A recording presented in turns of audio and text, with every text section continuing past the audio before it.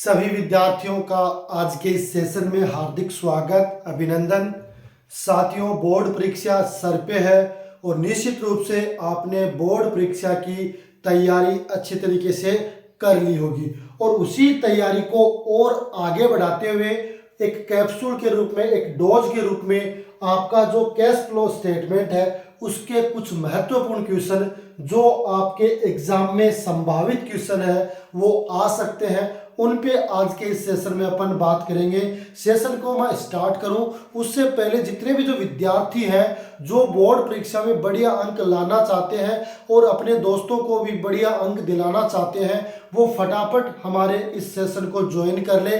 साथ में आज के इस सेशन को अपने साथियों के साथ शेयर कर दे ताकि जब आपका पेपर हो उस समय, यानी 8 मार्च को जब आपका पेपर हो उस समय तक आप एकदम तैयारी के साथ एग्जाम हॉल में जा सके और बढ़िया पेपर है वो आप कर सके। तो फटाफट आज के सेशन को शेयर कर दे। सबसे पहले अगर वीडियो पसंद आता है तो लाइक कर दें और चैनल को सब्सक्राइब जरूर कर लें ताकि हमारे द्वारा जब भी कोई लेटेस्ट अपडेट या आपकी कुछ महत्वपूर्ण जानकारियां जो इस ऑनलाइन प्लेटफॉर्म पर उपलब्ध करवाई जाती है उसकी जानकारी आपको सबसे पहले मिले। तो ठीक है विद्यार्थियों, आज के सेशन को अपन स्टार्ट करेंगे और सेशन खास है ना, क्योंकि लगभग 8 नंबर के क्वेश्चन है वो आपको इस चैप्टर में से देखने को मिलेंगे। तो आज के सेशन में कुछ ऐसे महत्वपूर्ण क्वेश्चन जो आपके लिए उपयोगी है उस पे अपन बातें करेंगे। ठीक है साथियों, तो आज का सेशन मैं स्टार्ट करूंगा सबसे पहले और सबसे पहला जो क्वेश्चन है वो आपके सामने है। फटाफट आपको जवाब देना है, आंसर देना है कि भाई ये इसका आंसर होने वाला है। देखो, रोकड़ प्रवाह विवरण क्या होता है? जो आपका कैश फ्लो स्टेटमेंट होता है जिसे अपन क्या कहते हैं, रोकड़ प्रवाह विवरण कहते हैं। यानी एक वित्तीय वर्ष के दौरान कितनी नगद राशि का आगमन होता है और कितना बहिर्गमन होता है वो बताता आपका कैश फ्लो स्टेटमेंट। ये आपका जो अकाउंटिंग स्टैंडर्ड 03 है उसके तहत आपको रोकड़ प्रवाह विवरण जो सार्वजनिक कंपनियां होती हैं या जो अन्य कंपनियां होती हैं उनके द्वारा तैयार किया जाता है। ठीक है, अब देखो रोकड़ प्रवाह विवरण में दर्शाए जाते हैं। अब आपको बताना है क्या क्या आपका कैश फ्लो स्टेटमेंट में क्या क्या दर्शाए जाएंगे। तो परिचालन और गैर परिचालन बहिर्वाह, विनियोजन और गैर परिचालन बहिर्वाह, अंतर्वाह या बहिर्वाह, है ना। और आंसर है परिचालन, वित्तीय और निवेशन क्रियाओं का अंतर्वाह और बहिर्वाह।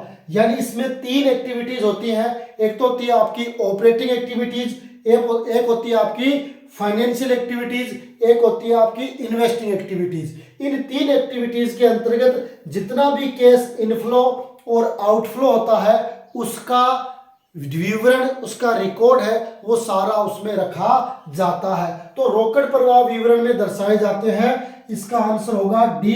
रोकड़ प्रवाह विवरण में आपके ऑपरेटिंग एक्टिविटीज, इन्वेस्टिंग एक्टिविटीज और फाइनेंसिंग एक्टिविटीज के इनफ्लो और आउटफ्लो दोनों मदों को दर्शाया जाता है। ठीक है, आगे देखिए अगला क्वेश्चन क्या है कि भाई वित्तीय क्रियाओं से रोकड़ प्रवाह का उदाहरण है। क्योंकि मैंने आपको 3 एक्टिविटीज बताई है, एक तो होता है आपकी ऑपरेटिंग एक्टिविटीज, दूसरी होती है आपकी इन्वेस्टिंग एक्टिविटीज,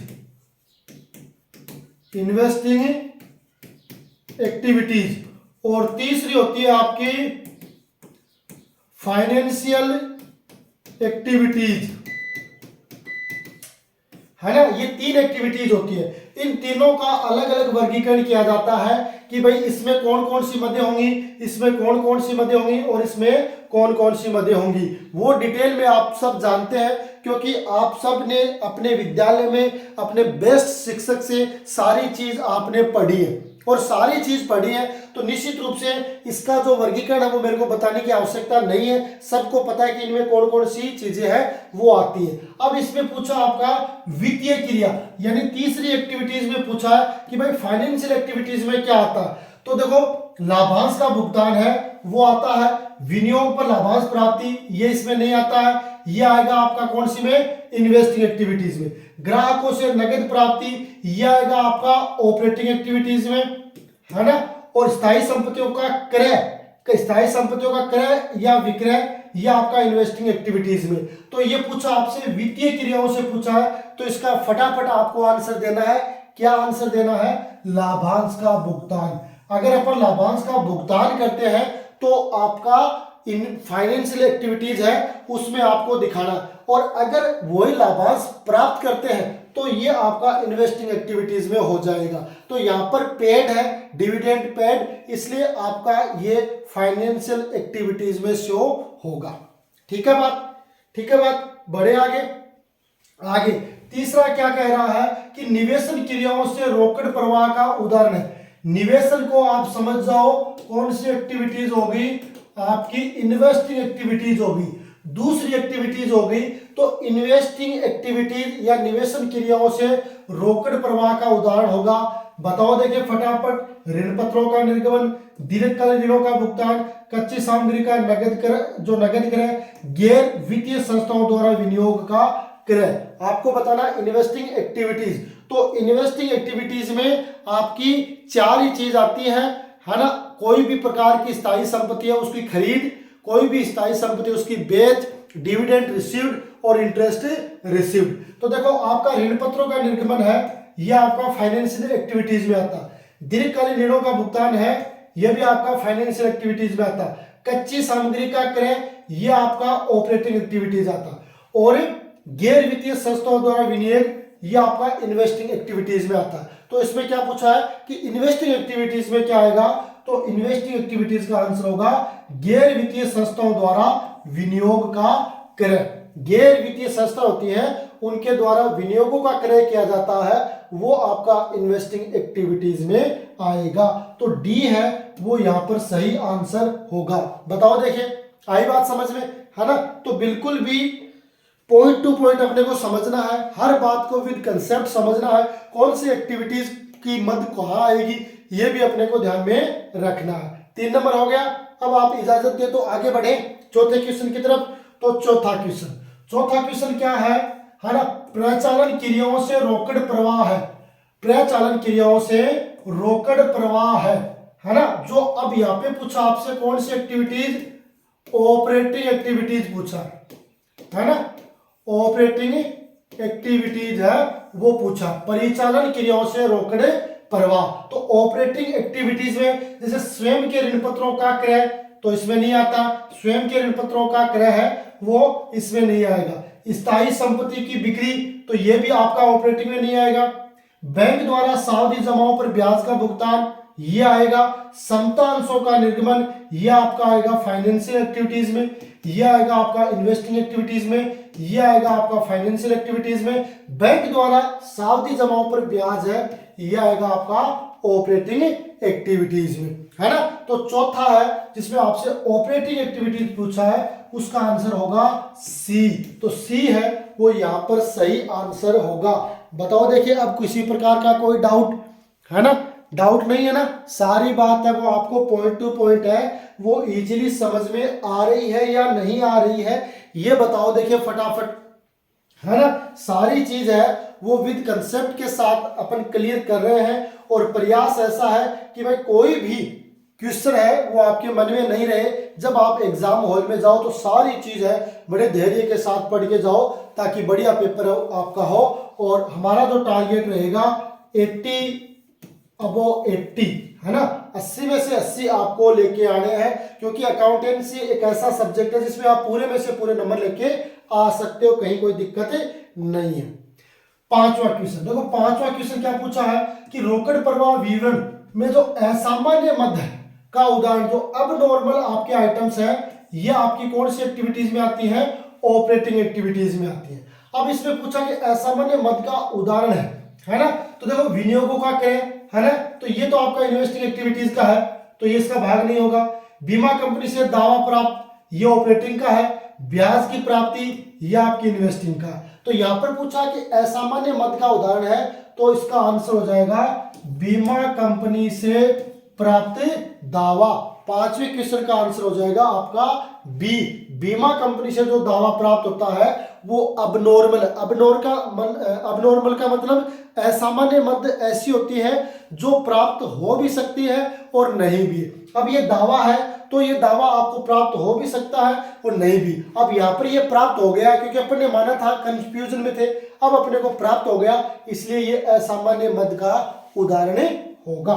ओके है, आगे देखें क्वेश्चन नंबर 6 क्या कह रहा है, उस पर अपन बात करेंगे कि आपका रोकड़ और रोकड़ तुल्य में शामिल होता है। कैश एंड कैश इक्विवेलेंट्स में कौन सी मद है वो शामिल होती है। देखो केवल नगद हाँ शामिल होती है, केवल बैंक ये भी शामिल होती है, नगद और बैंक ये भी शामिल होती है।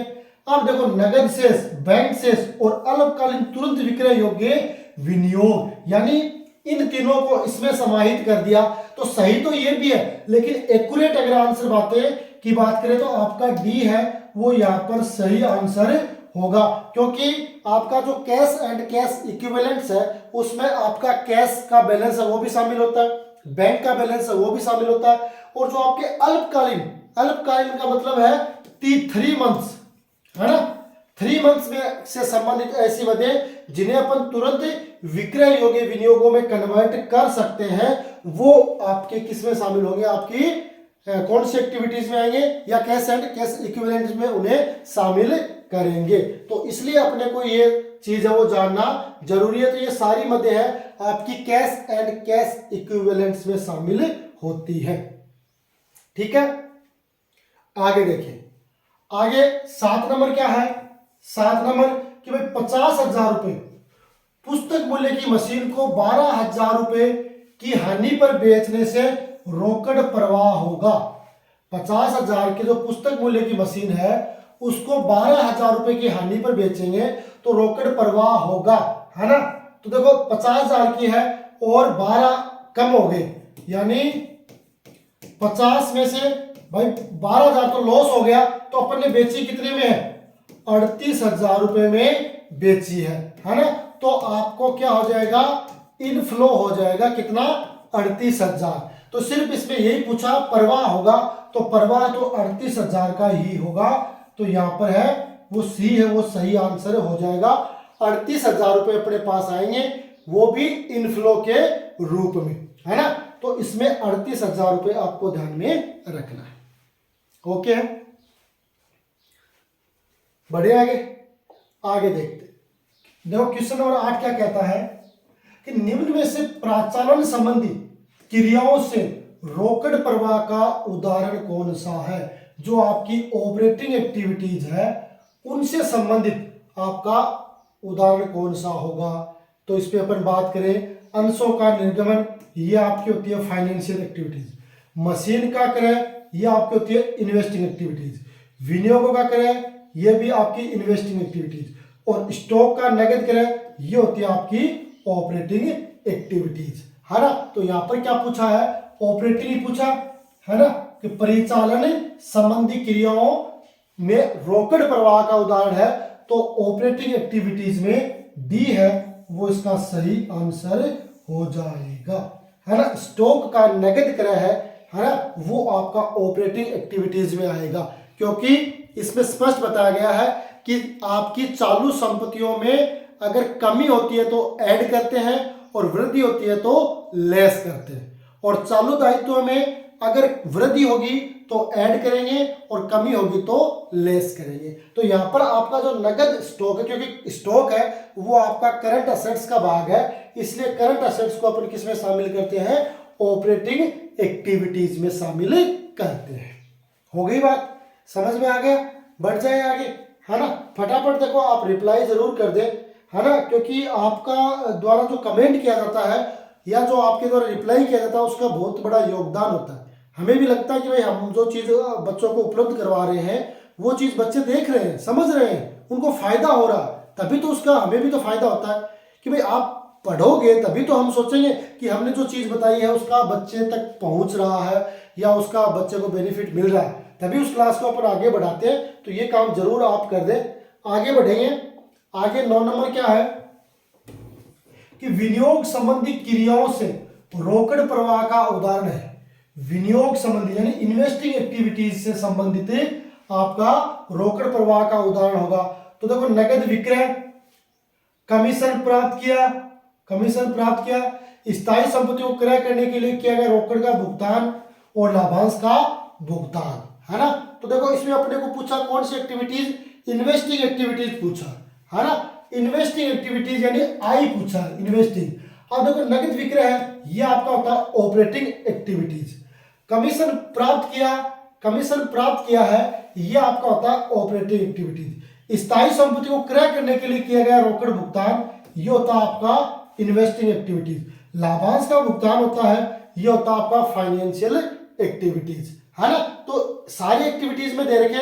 अब हमें पूछा सिर्फ विनियोग संबंधी, तो विनियोग संबंधी में ऑटोमेटिकली आपको पता हो गया सी यहां पर सही आंसर हो जाएगा। स्थायी संपत्तियों को क्रय करने के लिए किए गए रोकड़ भुगतान, स्थायी संपत्तियों को क्रय करने के लिए किया गया रोकड़ भुगतान है, वो आपका इन्वेस्टिंग एक्टिविटीज में शामिल होता है। ठीक है ना। स्थायी संपत्तियों को क्रय करने के लिए जो भुगतान किया जाता है वो आपका रोकड़ भुगतान में शामिल होता है। ठीक है, तो विनियोग संबंधी क्रियाओं में आपका ये आंसर होगा, स्थायी संपत्तियों को क्रय करने के लिए किया गया रोकड़ भुगतान। ओके है, आगे देखो 10 नंबर क्या कहता है कि यदि वर्ष के दौरान 75,000 रुपए का शुद्ध लाभ अर्जित किया गया, गत वर्ष के प्रारंभ में और अंत में स्कंध का क्रमशः 15,000 और 1 लाख था, तो परिचालन क्रियाओं द्वारा रोकड़ प्रवाह की राशि होगी, है ना। तो इसका आंसर देखो, cash flow from operating activities, cash flow from operating activities. अब इसमें दे रखा आंसर में कि भाई अपने को दे रखा नेट प्रॉफिट कितना है 75,000, है ना। इसमें अब देखो यहां पर अपना स्टॉक है ना। स्टॉक कितना था, प्रारंभ में था आपका 15 और फिर हो गया 100, तो क्या लिखेंगे, है ना, ये इंक्रीज हुआ तो लिखेंगे लेस इंक्रीज इन स्टॉक, है ना। इंक्रीज हो गया 15 से 1 लाख, तो 85,000, है ना। तो ये 75, ये 85, तो आपके माइनस 10,000, है ना। तो आपका 10,000 माइनस में इसका आंसर होगा। तो यहां पे देखो 10,000 माइनस 10,000, 61 माइनस, तो बी है वो यहां पर सही आंसर होगा। माइनस में 10,000 रुपए इसका आंसर है वो होने वाला है।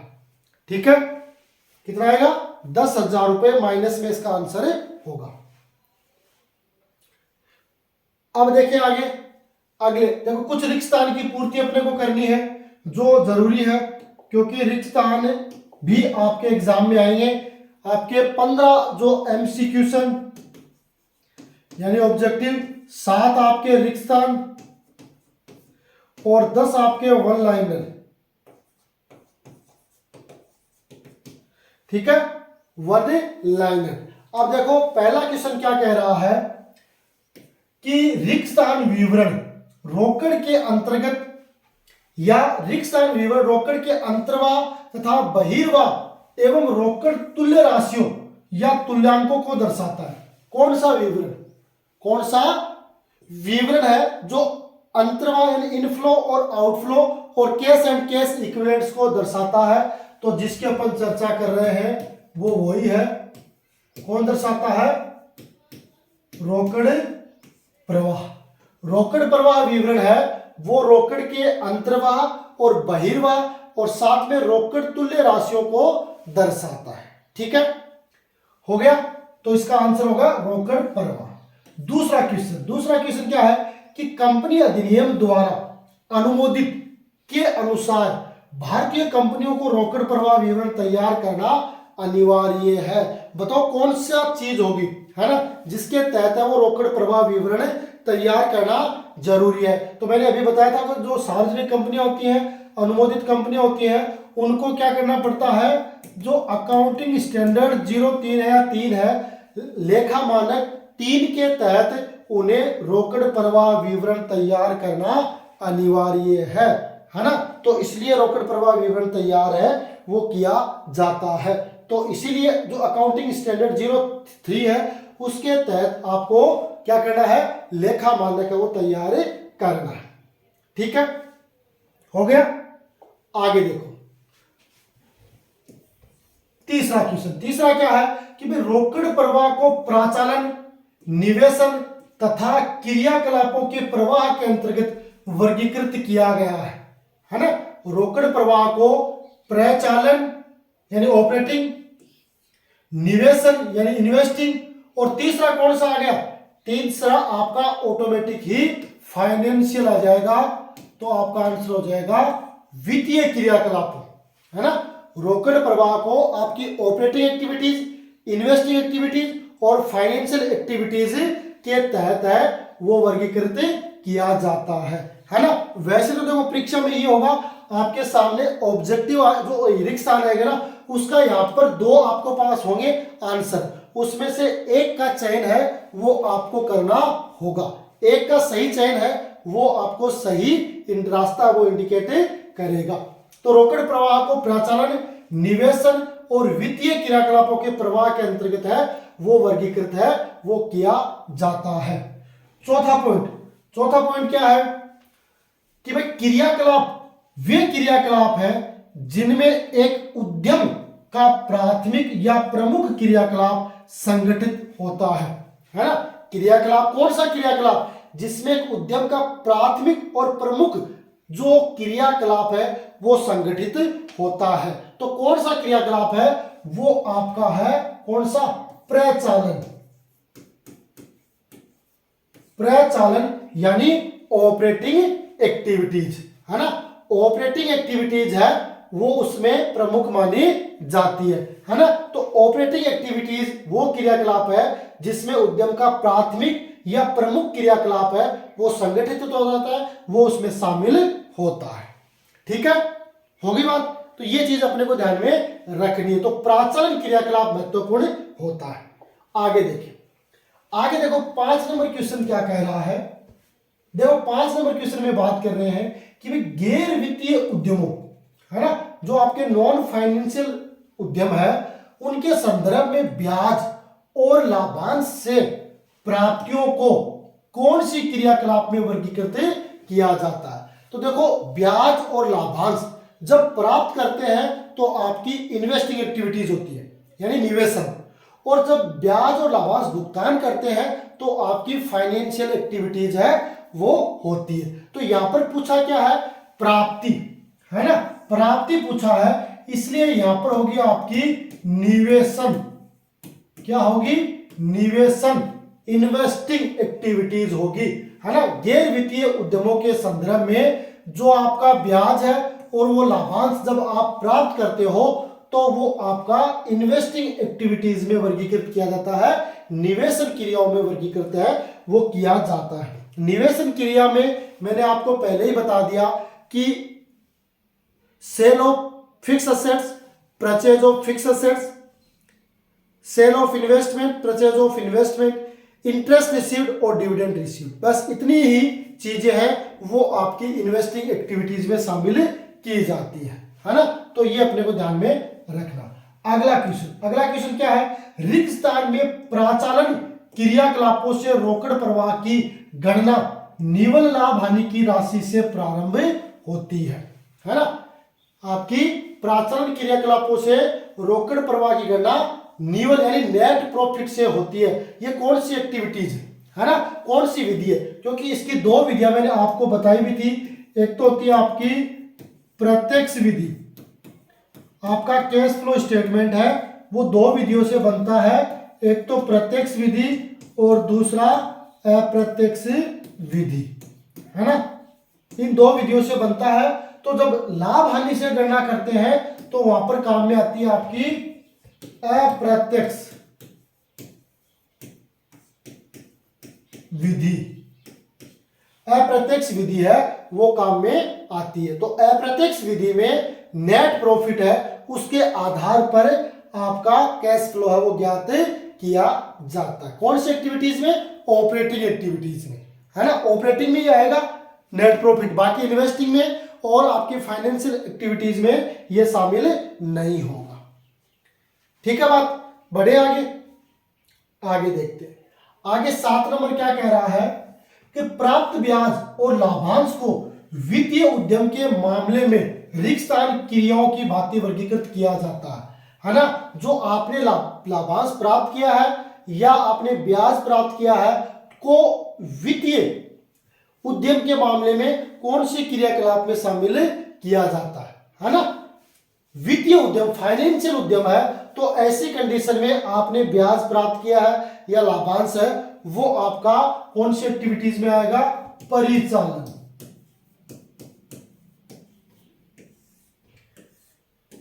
परिचालन क्रियाओं में वर्गीकृत है वो किया जाता है ना। ठीक है। तो प्राप्त ब्याज और लाभांश को वित्तीय उद्यम के मामले में परिचालन क्रियाओं को की भांति ही उनका ट्रीटमेंट है वो किया जाता। कौन से उद्यम हो? वित्तीय उद्यम हो, फाइनेंशियल उद्यम हो, तब वहां पर यह कंडीशन है वो अप्लाई होती है। ठीक है। बढ़े आगे, आगे देखो कुछ महत्वपूर्ण क्वेश्चन। क्वेश्चन नंबर 1 क्या है कि रोकड़ प्रवाह विवरण कौन से लेखांकन प्रमाप के अनुसार तैयार किया जाता है? तो ये मैंने आपको बता दिया कि आपका जो संशोधित लेखा मानक है 3, जिसको अपन क्या कहते हैं AS 3 या AS 03 है, उसके तहत आपको रोकड़ प्रवाह विवरण है वो तैयार करना होता है ना। तो रोकड़ प्रवाह विवरण कौन से लेखा प्रमाप के अकॉर्डिंग तैयार किया जाता है? अकाउंटिंग स्टैंडर्ड 3 के तहत वो तैयार किया जाता है। होगी बात। आगे देखो दूसरा क्वेश्चन क्या कहता है। दूसरा क्वेश्चन कि भाई विनियोग संबंधी क्रियाओं से रोकड़ बहिर्वाह की 2 मदें आपको लिखनी है। क्या करना है? 2 मदें है वो आपको लिखनी है ना। विनियोग संबंधी क्रियाओं से, है ना, विनियोग संबंधी क्रियाओं से रोकड़ बहिर्वाह, यानी बहिर्वाह का मतलब क्या हो गया? आउटफ्लो, बाहर जाए। और एक्टिविटीज कौन सी होगी? विनियोग, यानी इन्वेस्टिंग एक्टिविटीज में अगर अपन क्या करेंगे? स्थायी संपत्तियों का नगद करेंगे तो अपन नगद करेंगे तो पैसे बाहर जाएंगे, और विनियोगों का नगद करेंगे तो भी पैसे बाहर जाएंगे। तो ये 2 एक्टिविटीज हो गई। कौन सी? इन्वेस्टिंग एक्टिविटीज में जिसका द्वारा रोकड़ बहिर्वाह होगा यानी आउटफ्लो होगा, पैसा है वो व्यापार से बाहर है वो जाएगा। ठीक है ना। तो स्थायी संपत्तियों का नगद क्रय और विनियोगों का नगद क्रय, ये 2 एग्जाम्पल है इन्वेस्टिंग एक्टिविटीज की। ठीक है। आगे देखिए क्वेश्चन नंबर 3 क्या कह रहा है कि रोकड़ प्रवाह विवरण का आपको अर्थ बताना है, मीनिंग बतानी है। पूछा जा सकता है, मे भी पॉसिबल है 2 नंबर का आराम से आपसे परीक्षा में ये क्वेश्चन अटेम्प्ट किया जा सकता, कहीं कोई दिक्कत नहीं है। देखो इसमें क्या है कि भाई रोकड़ प्रवाह विवरण एक ऐसा विवरण है जो एक अवधि में दूसरी अवधि के मध्य संस्था की रोकड़ में हुए परिवर्तन की स्थिति को चित्रित करता है कि भाई कितना तो व्यापार में पैसा आ रहा है और कितना व्यापार से पैसा जा रहा, यानी इनफ्लो और आउटफ्लो को यहाँ पर वो वर्गीकृत करता है ना। अर्थात रोकड़ प्रवाह विवरण एक अवधि से दूसरी अवधि में रोकड़ में आए जो बदलाव है के कारणों की व्याख्या करता है। रोकड़ में जो बदलाव आते हैं उनके कारणों की व्याख्या है वो करता है। कौन करता है? Cash flow statement. Cash flow statement है वो इसमें सारे के सारे है वो बदलाव करता है और इनकी जानकारियां है वो शेयर करता है। ठीक है ना। तो एक अवधि से दूसरी अवधि यानी एक वर्ष से दूसरे वर्ष में जो परिवर्तन होता है वो रोकड़ प्रवाह विवरण है वो बताता है, और ये अकाउंटिंग स्टैंडर्ड 3 के तहत है। रोकड़ प्रवाह विवरण है वो सभी कंपनियों को तैयार करना अनिवार्य माना गया है ना। ठीक है, बात हो गई। तो आगे बढ़ेंगे, आगे देखेंगे अगला क्वेश्चन। अगला क्वेश्चन क्या है? क्वेश्चन नंबर 4 क्या कि विनियोग संबंधी यानी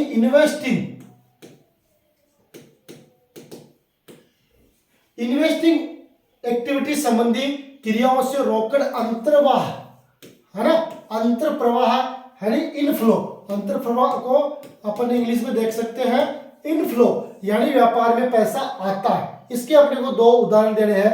तो नंबर एक क्या है कि स्थायी संपत्तियों के विक्रय से रोकड़ प्राप्ति, कि भाई स्थायी संपत्तियों को बेचेंगे तो बेचने से पैसे प्राप्त होंगे तो इनफ्लो आएगा। जैसे 10,000 का पुराना फर्नीचर बेचा तो व्यापार में पैसे आ गए। दूसरा है स्थायी संपत्तियों के क्रय करने के लिए रोकड़ का भुगतान, है ना। तो इसमें अंतर प्रवाह है ना, अंतर प्रवाह में अपने को क्या करना है, रोकड़ अंतः प्रवाह, यानी इसमें इनफ्लो और आउटफ्लो दोनों बताना है। तो यहां पर स्थायी संपत्तियों के विक्रय से रोकड़ प्राप्ति और स्थायी संपत्तियों को क्रय करने से रोकड़ का भुगतान। तो ये तो हो गया आपका रोकड़ प्राप्ति होगी, तो ये तो हो गया आपका इनफ्लो और ये हो गया आपका आउटफ्लो, है ना। तो 50,000 की मशीन खरीदेंगे तो व्यापार में मशीन आ जाएगी और पैसे हैं वो चले जाएंगे, तो यहां पर प्रभाव डालेगा। ठीक है, आगे देखते। आगे देखो 5 नंबर क्या है कि परिचालन क्रियाओं से रोकड़ प्रवाह को प्रस्तुतिकरण करने की 2 विधियों के नाम बताइए। तो ये विधि मैं आपको ऑलरेडी अभी बता चुका हूं कि 2 विधि होती है ना। 2 विधि है, एक आपकी प्रत्यक्ष रीति और दूसरी होती है अप्रत्यक्ष रीति। प्रत्यक्ष यानी डायरेक्ट मेथड, अप्रत्यक्ष यानी इनडायरेक्ट मेथड है, उस पर अपन बातें कर चुके हैं। ठीक है, दोनों ही मेथड है वो काम में ली जाती है, लेकिन लाभ हानि खाता है वो आपका जो लाभ हानि प्रॉफिट नेट प्रॉफिट है उसका प्रयोग है वो अप्रत्यक्ष विधि में किया जाता है। प्रत्यक्ष विधि में प्रॉफिट एंड लॉस अकाउंट का प्रयोग है वो नहीं किया जाता। ओके, आगे देखिए। आगे देखिए 6 नंबर क्या है कि रोकड़ प्रवाह विवरण की 2 सीमाएं आपको बताने हैं, 2 दोष आपको बताने हैं। तो रोकड़ प्रवाह विवरण की 2 सीमाएं, नंबर 1 क्या है कि रोकड़ प्रवाह विवरण में रोकड़ कोषों को परिभाषित करना कठिन कार्य है ना। रोकड़ प्रवाह विवरण में रोकड़ कोषों को परिभाषित करना है वो कठिन कार्य है ना। रोकड़ कोष को कौन कौन से हैं उनको अपन इजीली डिफाइन नहीं कर सकते हैं। वैसे तो अपन ने निर्धारित कर रखा है कि ऐसे संपत्तियां जिनसे पैसे आते हैं तो इनफ्लो होगा, जाएंगे तो आउटफ्लो होगा, लेकिन फिर भी काम है वो थोड़ा सा कठिन होता है। दूसरा पॉइंट है रोकड़ प्रवाह विवरण तैयार करना केवल सूचीबद्ध कंपनियों हेतु आवश्यक है, अतः अन्य कंपनियां इसे आवश्यक रूप से तैयार नहीं करती। जो आपकी लिस्टेड कंपनी है, जो आपकी लिस्टेड कंपनी है उनके लिए रोकड़ प्रवाह विवरण बनाना अनिवार्य है, बाकी जो अन्य कंपनियां उनके लिए जरूरी नहीं है, इसलिए वो इसको तैयार नहीं करती हैं, इस बात को वो गंभीरता से नहीं लेती है। तो वहां पर भी एक थोड़ी सी समस्या वो क्रिएट होती है, क्योंकि सबके लिए समान रूल होते हैं तो वहां पर इजी काम होता है, लेकिन सूचीबद्ध है उनको करना होता है, बाकी अन्य कंपनियों को नहीं करना होता, तो ये एक दिक्कत वाली बात आती है। ठीक है, ओके, आगे देखें। आगे क्वेश्चन नंबर 7 क्या कह रहा है कि असाधारण मदों के कोई 2 उदाहरण आपको बताने हैं। तो असाधारण मदों के बारे में अभी मैंने आपको बताया था कि नंबर 1 तो हो गया आपका बीमा कंपनी से प्राप्त दावा, कि भाई अपन ने बीमा पे कंपनी पर क्लेम किया था पर कितना क्लेम प्राप्त होगा ये कंफ्यूज होता है, तो इसलिए इसको असाधारण एक्स्ट्रा ऑर्डिनरी जो आइटम्स होते हैं उसमें शामिल करते हैं। और एक डूबत ऋणों की वसूली, कि भाई जिसको अपन ने बैड डेब्ट्स मान लिया था कि भाई इसकी राशि डूब चुकी है, अब ये प्राप्त नहीं होगी और वो प्राप्त हो जाती है, तो वो भी अपने लिए क्या होती है, असाधारण मद होती है, उनको अपन काउंट नहीं करते हैं और फिर ये प्राप्त हो जाती है। तो ये दोनों ही आपके असाधारण मद यानी अब नॉर्मल आइटम्स में शामिल किए जाते हैं, एक्स्ट्रा ऑर्डिनरी आइटम में शामिल किए जाते हैं। इनको आप ध्यान में रख सकते हो, इंपॉर्टेंट है परीक्षा की दृष्टि से, है ना, क्योंकि सब जो मद है वो आप जानते हो, लेकिन जो एक्स्ट्रा ऑर्डिनरी या असाधारण मद है उनमें थोड़ा सा कंफ्यूज रहता है, उनके बारे में थोड़ा सा पता नहीं होता है। तो ये 2 मद तो आप याद रख लो, बीमा कंपनी से दावा और बैड डेब्ट्स की वसूली। ठीक है, आगे देखो 8 नंबर, संचालन क्रियाओं से रोकड़ प्रवाह ज्ञात करने की विधियों के नाम बताइए। यानी संचालन ये पूछा सिर्फ ऑपरेटिंग, है ना, तो अपने को कंफ्यूज नहीं होना है। कैश फ्लो है वो भी तैयार करने की 2 विधियां हैं, प्रत्यक्ष और अप्रत्यक्ष, और अगर ऑपरेटिंग एक्टिविटीज भी तैयार करें, क्योंकि सिर्फ और सिर्फ ऑपरेटिंग एक्टिविटीज में लागू होती है कि भाई प्रत्यक्ष कौन सी और अप्रत्यक्ष कौन सी, बाकी इन्वेस्टिंग और फाइनेंसिंग एक्टिविटीज में तो काम है वो दोनों में सेम ही होता है, चाहे आपकी अप्रत्यक्ष हो और चाहे प्रत्यक्ष हो। तो ये ध्यान रखना, ऑपरेटिंग एक्टिविटीज में भी आपकी प्रत्यक्ष और अप्रत्यक्ष दो रीतियों से काम है वो किया जा सकता है। ठीक है, दोनों रीतियों के माध्यम से है इसका जो काम है, यानी ऑपरेटिंग एक्टिविटीज की जो मदे है उनको समायोजित करके अपन कैश फ्लो स्टेटमेंट है वो तैयार कर सकते हैं। ठीक है, तो प्रत्यक्ष और अप्रत्यक्ष है वो दोनों यहाँ पे काम में आने वाली है। अगला देखिए, अगला 9 नंबर कि विनियोग क्रियाओं से रोकड़ प्रवाह के दो उदाहरण है ना। विनियोग क्रियाओं से रोकड़ प्रवाह के दो उदाहरण है ना। आपकी कौन सी एक्टिविटीज पूछी है इसमें, इन्वेस्टिंग एक्टिविटीज पूछी है। तो इन्वेस्टिंग एक्टिविटीज से पहला आ रहा स्थायी संपत्ति, जिसमें आपके मशीन फर्नीचर या विनियोगों का विक्रय हो सकता है, और दूसरा आपकी स्थायी संपत्ति जिसमें मशीन फर्नीचर और विनियोगों का क्रय हो सकता है। इसमें दो एक्टिविटीज पूछी है, दो उदाहरण पूछे हैं। इससे क्या होगा, विक्रय करेंगे तो पैसा व्यापार में आएगा तो इनफ्लो होगा, इससे क्या होगा, पैसा व्यापार से जाएगा तो आउटफ्लो होगा, है ना, इनफ्लो और आउटफ्लो। ठीक है, तो इन्वेस्टिंग एक्टिविटीज के ये दो एग्जांपल आप ध्यान में रख सकते हो, और परीक्षा में आएगा भी, ये सिर्फ थ्योरेटिकल नहीं प्रैक्टिकल पार्ट में भी आएगा, है ना। तो इनको अपने को ध्यान में रखना है कि इन्वेस्टिंग एक्टिविटीज में ये दो मदे आती है, sale of fix assets, purchase of fix assets, sale of investment, purchase of investment, dividend received, interest received. ये 6 मदे हैं आपकी इन्वेस्टिंग एक्टिविटीज में शामिल होती है, ये ध्यान रखना है। ठीक है, आगे देख, आगे 10 नंबर क्या कह रहा है कि भाई रोकड़ प्रवाह विवरण को तैयार करने के कोई दो आपको उद्देश्य बताने हैं, है ना। रोकड़ प्रवाह विवरण क्यों तैयार करते हैं, इसके दो उद्देश्य आपको बताने। तो देखो, पहला तो हो जाता है यह विवरण नगद कोषों की स्थिति में हुए परिवर्तनों का विश्लेषण करने में सहायक है। नगद कोष है, आपके नगद जो फंड्स है उसमें जो चेंजमेंट होता है उसकी जानकारी अपने को कैश फ्लो स्टेटमेंट से मिल जाती है, तो इसलिए इसको तैयार किया जाता है। और दूसरा कि भाई इस विवरण द्वारा संस्था की जो शोधन क्षमता उसका भी अनुमान लगाया जा सकता है, क्योंकि शोधन क्षमता का पता कैसे चलेगा, जब हमारे पास पर्याप्त मात्रा में लिक्विड असेट्स होगी, जिसमें कैश है, बैंक है, डेटर है, स्टॉक है, ये रहेंगे, तभी अपन उसका अनुमान लगा सकते हैं, है ना। तो इस विवरण के द्वारा शोधन क्षमता का भी अनुमान लगाया जा सकता है। ठीक है, तो रोकड़ प्रवाह विवरण को तैयार करने में आपको ये दो उद्देश्य वो आपको ध्यान में रखने हैं। ठीक है, बढ़िया, आगे बात समझ में आ रही है, ओके है।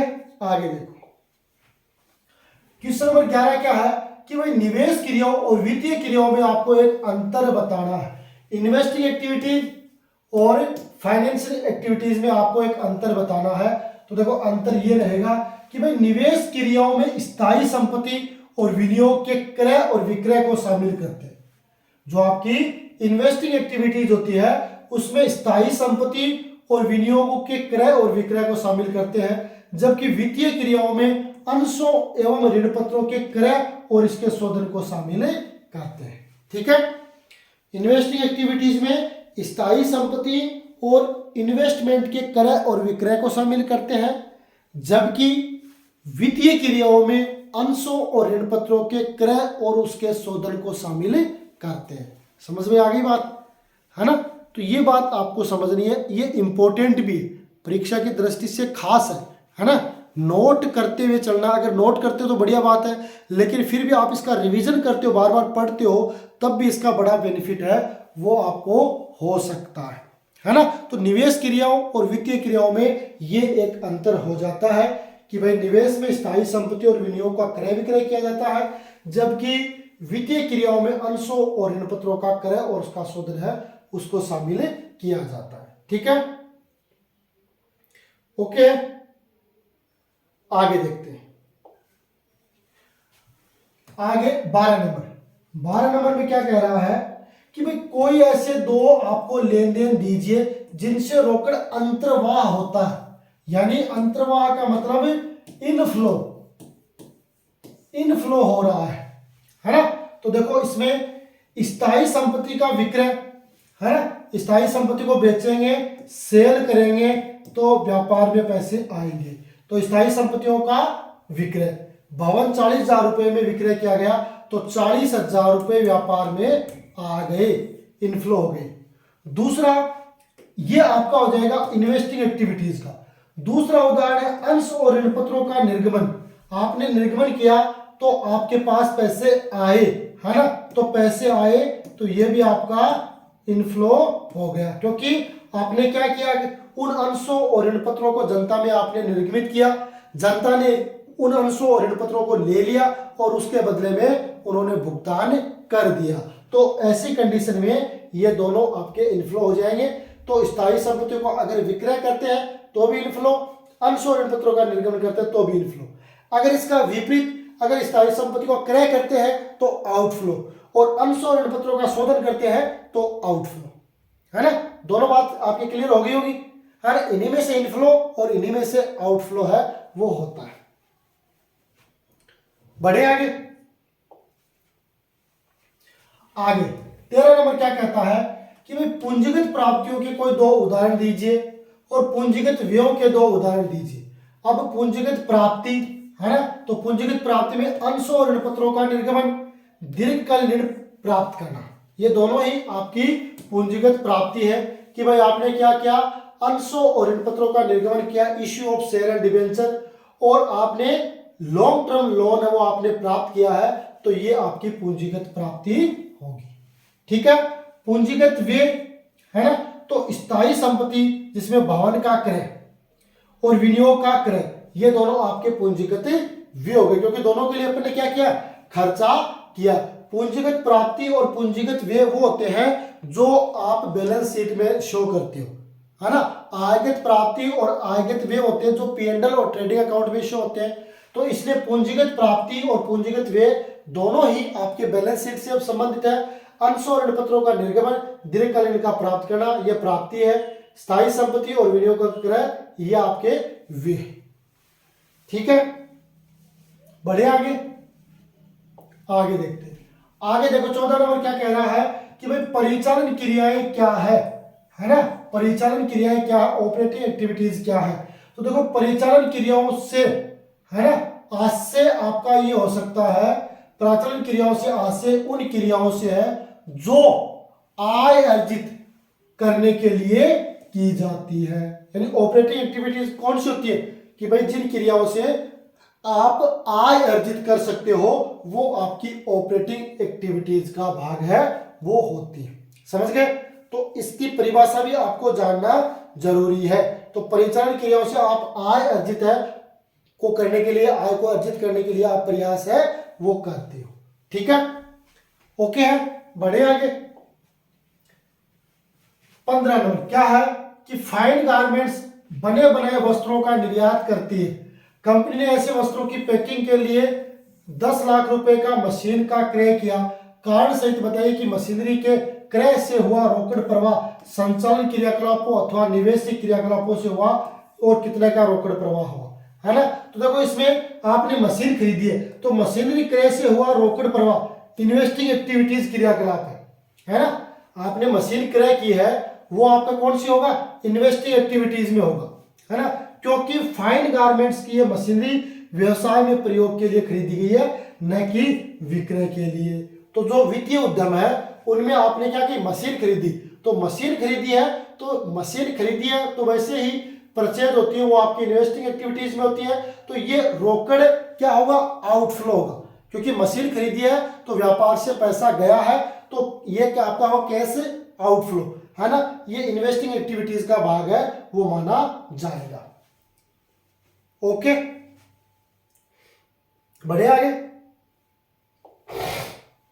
16 नंबर क्या कह रहा है कि ए लिमिटेड 2 पहिए वाहनों को फुटकर विक्रय का व्यवसाय करती है ना, फुटकर विक्रय का व्यवसाय करती है। इसने 50 लाख रुपए की निर्माणी कंपनी के अंश क्रय करने में लगे। कारण सहित बताइए कि इस विनियोग से प्राप्त लाभांश संचालन क्रियाओं अथवा विनियोग क्रियाओं से रोकड़ प्रवाह होगा, है ना। तो ये लाभांश आपने प्राप्त किया है वो कौन सी एक्टिविटीज का होगा, तो ये लाभांश विनियोग क्रियाओं से रोकड़ का प्रकार होगा, है ना। कौन सी एक्टिविटीज का होगा? इन्वेस्टिंग एक्टिविटीज का होगा, क्योंकि यह आय ए लिमिटेड द्वारा आय अर्जित करने वाली प्रमुख क्रियाकलापों से अर्जित नहीं की गई है ना। आय अर्जित नहीं की गई, ये लाभांश है, और डिविडेंड रिसीव्ड है वो आपका इन्वेस्टिंग एक्टिविटीज का ही पार्ट होता है। ओके, बढ़े आगे। आगे देखिए क्वेश्चन नंबर 17 कि बताइए कि एक वित्तीय कंपनी के द्वारा ऋण पत्रों को समता अंशों में परिवर्तित करने से रोकड़ अंतरवा, रोकड़ बहिर्वा या कोई भी प्रवाह नहीं, है ना। ये ऋण पत्र है, उनको आपने समता अंशों में परिवर्तित कर दिया, तो परिवर्तित किया है। अब जब किसी को किसी दूसरे में परिवर्तित करते हैं तो वहां न तो कैश इनफ्लो होता है और न ही आउटफ्लो होता है, तो यहाँ पर प्रवाह पर कोई प्रभाव नहीं होगा, क्योंकि इसमें कोई रोकड़ प्रभावित नहीं हुआ है, क्योंकि आपने डिबेंचर को शेयर में कन्वर्ट कर लिया, तो न तो वहां पर पैसे आए और न ही गए। ठीक है, समझ गए मेरी बात? समझ गए तो कमेंट करके बताओ फटाफट कि हाँ ये चीज हमारी समझ में आ गई, क्योंकि 8 नंबर का महत्वपूर्ण चैप्टर है और बूंद बूंद से घड़ा भरता है। हर चैप्टर को आप समझोगे, उसके क्वेश्चन याद करोगे तो निश्चित रूप से आपको फायदा होगा। अगला क्वेश्चन, बताइए कि लेनदारों को रोकड़ में भुगतान से रोकड़ अंतरवा, रोकड़ बहिर्वा या कोई नहीं, क्या क्या आपने लेनदारों को रोकड़ में भुगतान किया है ना, तो भुगतान किया है तो आउटफ्लो हो गया, है ना, तो बहिर्गमन या आउटफ्लो, है ना। रोकड़ बहिर्वा या कोई परवाह नहीं, तो ये आपने क्रेडिटर को भुगतान किया तो ये आउटफ्लो हो जाएगा, क्योंकि पैसे तो गए हैं, है ना।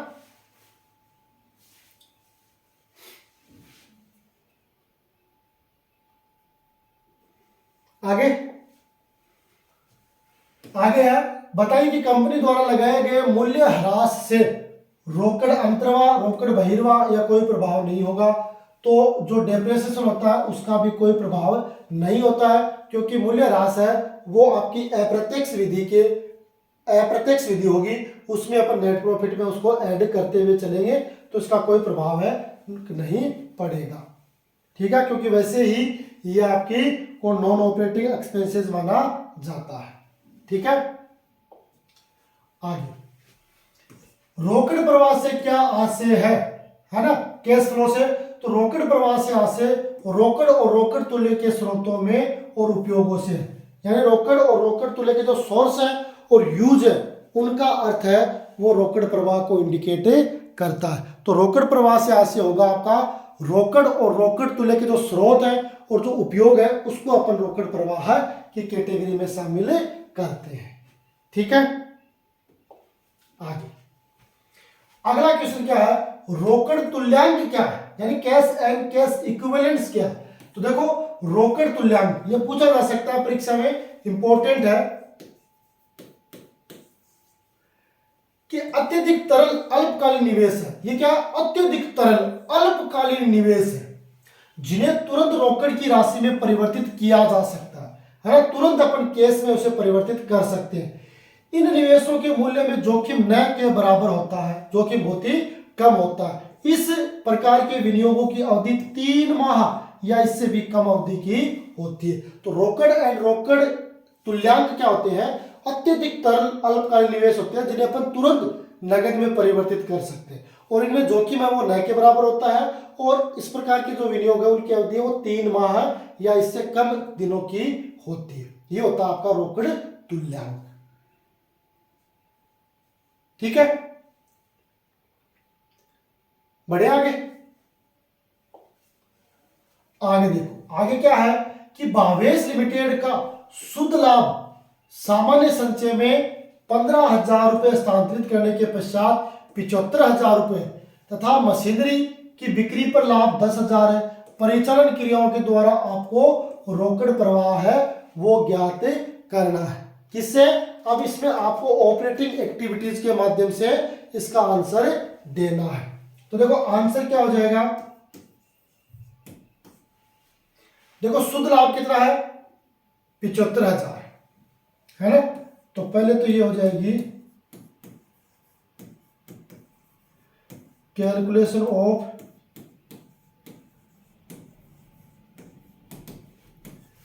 ऑपरेटिंग एक्टिविटीज, है ना।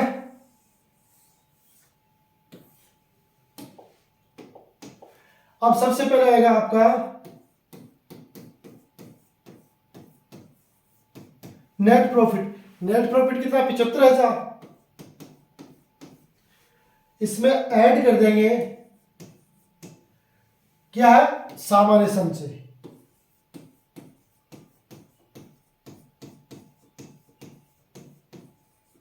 वैसे add non cash and non operating item होते हैं, तो ये नॉन कैश में आता है।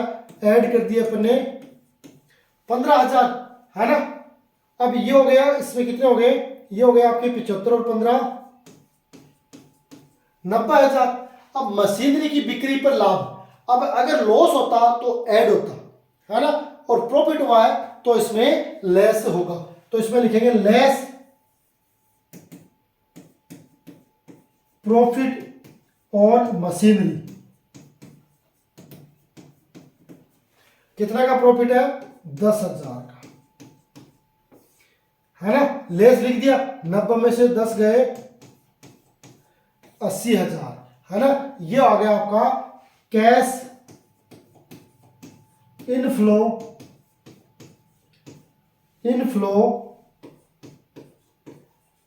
From operating activities. ये इसका आंसर हो जाएगा, है ना। ऐसा क्वेश्चन आपको देखने को मिलेगा परीक्षा में जरूर, है ना। तो ये अपने को ध्यान में रखना है। पश्चात है, क्योंकि जनरली जब पश्चात तो ऐड कर देंगे, और अगर पश्चात नहीं है तो ऐड नहीं करेंगे। अगर लॉस है तो वो ऐड करते हैं, और प्रॉफिट है तो वो लेस करते हैं, और समायोजन करने के बाद अपने पास है वो 80,000 रुपये नेट कैश इनफ्लो है वो आ जाता है। ठीक है, ओके। तो ठीक है विद्यार्थियों, ये था एक और जानदार और शानदार सेशन बोर्ड परीक्षा के लिए, एक उपयोगी सेशन जो विद्यार्थी लगातार मांग कर रहे थे कि कुछ ऐसे ऑब्जेक्टिव, कुछ रिक्शदार, कुछ वन लाइन क्वेश्चन बता दिए जाएं जो हमारे एग्जाम में आ सकते हैं। तो एक छोटा सा प्रयास, निश्चित रूप से हम सोचते हैं कि जो जो क्वेश्चन आपको करवाए हैं उनमें से कुछ क्वेश्चन आपको बोर्ड परीक्षा में देखने को मिलेगा। और अगर ऐसा आपको भी लगता है तो आज के सेशन को लाइक कर दें, चैनल को सब्सक्राइब कर लें, साथ में आज के इस सेशन को अपने साथियों के साथ जरूर शेयर कर दें, क्योंकि जो जो साथी अकाउंटेंसी के पेपर का इंतजार कर रहे हैं उनके लिए आज का जो सेशन है बड़ा ही खास होगा। अगर वो इस सेशन को ज्वाइन करेंगे तो निश्चित रूप से उनको फायदा होगा। ठीक है, तो आज के सेशन में इतना ही, मिलेंगे अगले सेशन में, तब तक के लिए गुड बाय।